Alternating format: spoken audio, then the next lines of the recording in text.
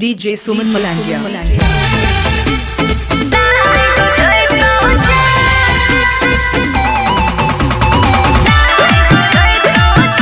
अभी आप सुन रहे हैं Suman Malangia entertainment show. Music by Vikas Raj.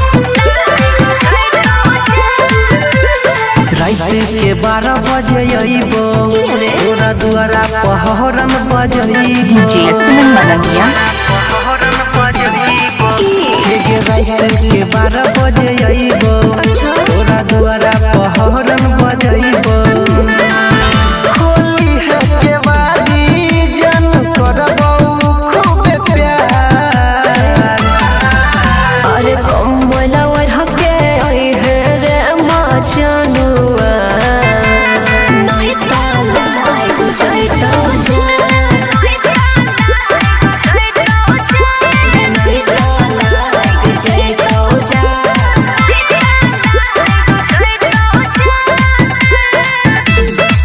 DJ Suman Malangia. Suman Malangia. Music by Vikas राज।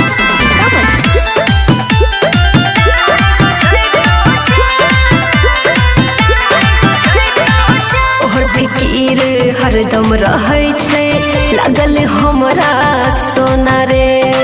पहुँचबो तो फोन करबो जगल रही है मोना गे। तोहर फिकीर हरदम रहै छै लागल हमरा सोना रे। पहुँचबो तो फोन करबो जगल रही है सोना गे। करिया कुकुरवा रहो गली में रोजे ठार। अरे कमला वर हके ओइ हे रे मचनुआ नहीं ताला बुझै तो जा नहीं ताला बुझै तो जा।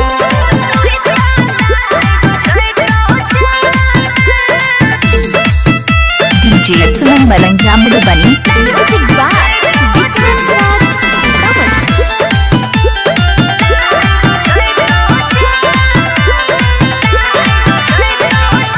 घोरा लगाई के रखबो तेल गरम माई के। एक बेर में भागत ठंडी सुतबो पजियाई के। DJ सुमन मलंगिया। घोरा लगाई के रखबो तेल गरम माई के। एक बेर में भागत ठंडी सुतबो पजियाई के। हम गीत अनिल कहौला दबै जोगार। अरे कमला वर हके ओइ हे रे मचनुआ नहीं ताला बुझै तो जा नहीं ताला बुझै तो जा।